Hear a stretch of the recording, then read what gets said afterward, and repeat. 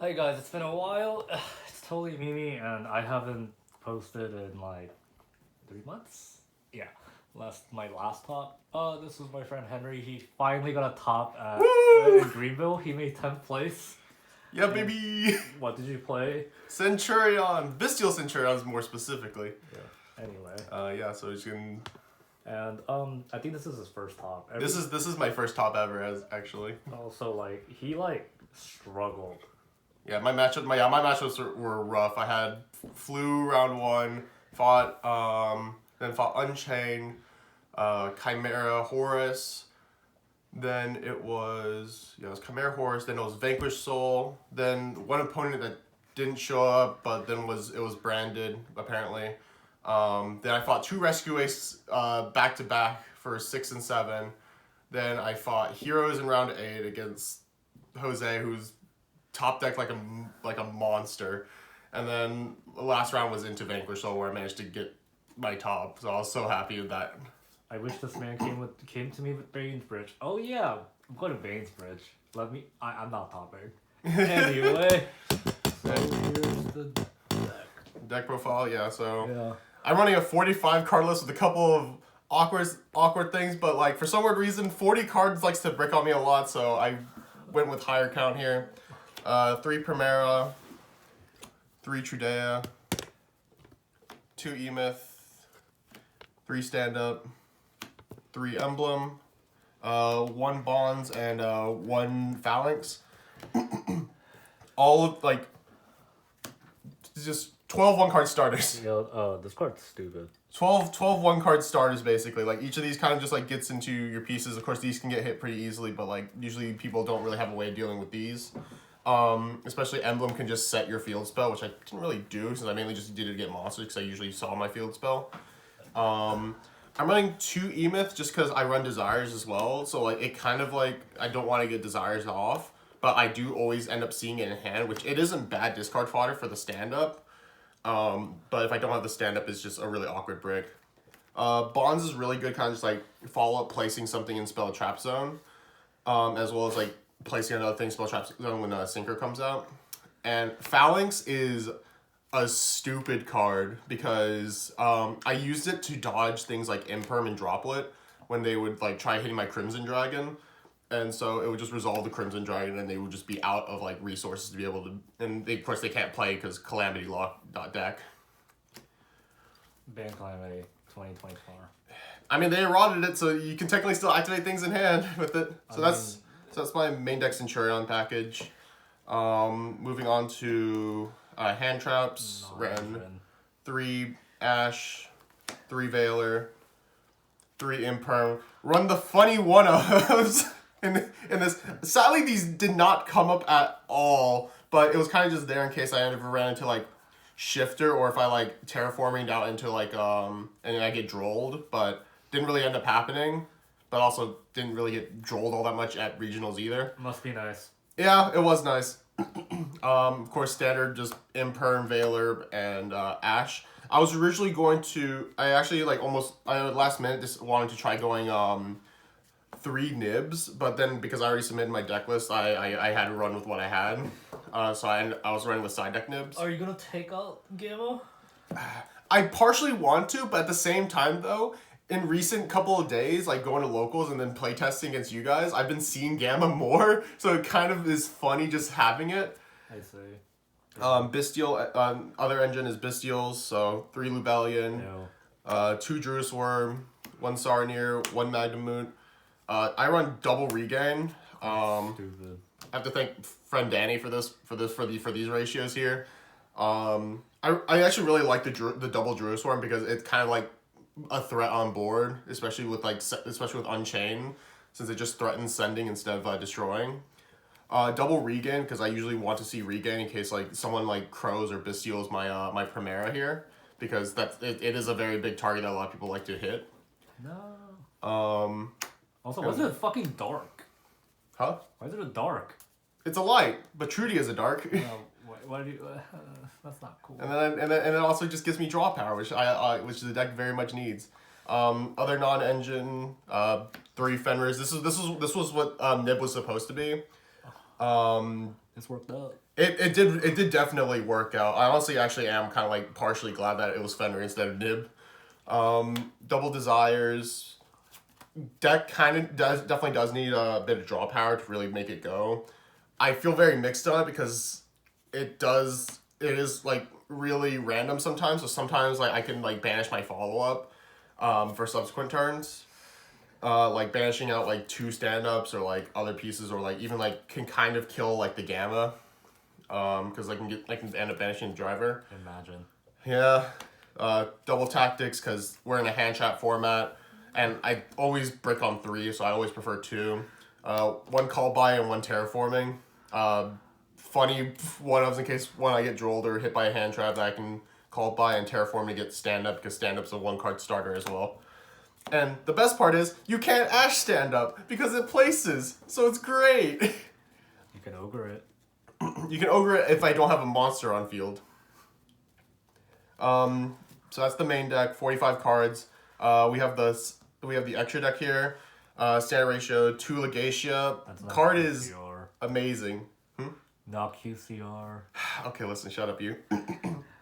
Great card. Its draw effect is tied in with the fact that it can also pop and pop something with the highest attack without targeting. So my Vanquish Soul opponents just looked at it like, oh no. And then at both players' end phases, can just place back a Centurion into Spell and Trap Zone, non-targeting by the way. So if you have like 2 Primaras in grave, just say no. You just of course, Crimson, stupid card, target, bring out Calamity. Calamity just say you can't play it. You just can't play. I did go into Calamity a lot, of course, because it's standard lock, but I also did end up going into Blazar a lot, actually, because funny enough, because like decks that like would set a lot or like wouldn't really play too much, I just made Blazar just to be like just a nice Omni. That stops Typhon. Yeah, that's a funny card. I love it. Other synchros I ran a Dissipator because I'm running Bestials, and this was actually very handy because into the Flu matchup when they was shotgun shifter on me, I just go, all right, cool. Primera add, and then just go Bestial, banish the shifter, and then make Dissipator. So then I also have a negate on there, so on them using their own shifter on them. Ew. Chaos Angel, I did make this quite a bit because thanks to the field spell, I can synchro my opponent's turn on any special summon. So long as something is special summoned and I have the correct materials on field, I can just straight up just synchro into whatever I want. So I can just make Chaos Angel on my opponent's turn. Because that's how the Calamity Lock works as well. So I would just make Chaos Angel, like if I like Bestial something or they bring something on, I have a Bestial on board with a Primera or Trudia, and I would just banish something and just make it kind of like unaffected. This thing did get outed multiple times. One time by King Sark, which was like an oof for me. Next we'll move on to Link's SP, best card of the format. It's stupidly good. Dark, because we have a couple of darks and we're running Bestials, and a lot of people, and I can also steal other people's SPs or other cards. Don't banish it though. Yeah. Celine, spellcasters in here with Valor and Primera. Didn't really go into Celine at all. But it's nice for setting up an access code in case I wanted to leg lethal. I will say, as a heads up, be wary of Selene if you only have Primera engrave, because Primera specifically stipulates can only special summon Primera at all once per turn. Can't read. Yeah. Underworld, because in case I had it ever out like something like in Pearly or something like that, because we can flood the board decently well. But didn't really end up making her either. So that's all the links here, kind of just a little standard lineup. The XCs, Baguska, in case I ever had to deal with like other Flu. Yeah, like Flu, even though even though Dissipator Imperm Control was apparently just all I needed into Flu. Zeus, because side deck cards as well as just stealing things. And I thought in case I ever end up in the grind game and I need to go in time, I ran a Cowboy. This never came up. I never end up in a round where I went to time, because all the rounds like either I die or they died. Because I will say deck do be pretty fragile if you don't have a secondary engine in it. The seals are dumb. Bystials are dumb. They're great though. Side deck I ran. I actually couldn't really like figure out a side deck for this, so I actually had to refer to like Joshua Schmidt and Pax side deck list that they were running for Pure. So it was like 3 crows, mental damage with 3 different rarities, 3 drolls. Came in handy a couple times. Phantasme, honestly, probably like one of the best side deck cards for the entire format, just because like it just has so much utility, especially with SP running around. And then just the ability to kind of just like unclog your hand is really nice, or draw into extra hand traps. Excuse me. 3 nibs. It's Nibiru. Everyone knows Nibiru. I was like, honestly, I'm glad, because like I was gonna side deck Fenrir's, but I'm honestly just glad I main decked the Fenrir's, because Fenrir also acts as like a discard engine, which is really nice. And I generally didn't really run into any decks that I could really nib that day. I mean, I guess the Unchained matchup, yes, because I did end up forcing them out to go into like extending a lot further before setting up Caesar. Ew. But yeah, honestly, nib didn't really come up at all. But it can be handy, because off Legacia, if you have follow up like with a Primera or something like that, you can just pop the nib token on their field. And then last side deck cards, 1 Change of Heart. It kind of also to make Zeus with, and or just steal materials to link off for. And then 2 Lightning Storms, because back row hate, and as well as any attack position things like SP or something, or just force out something. Honestly, I'm honestly happy. This is my first regional top, but also was kind of surprised because I managed to luck out in a way, even though it was an all uphill battle, because I only had practice with the deck for like 2 days before the regional, and I was really hesitant on whether to take this or Infernoble, and I'm glad I took this, because most people didn't also just know what it did.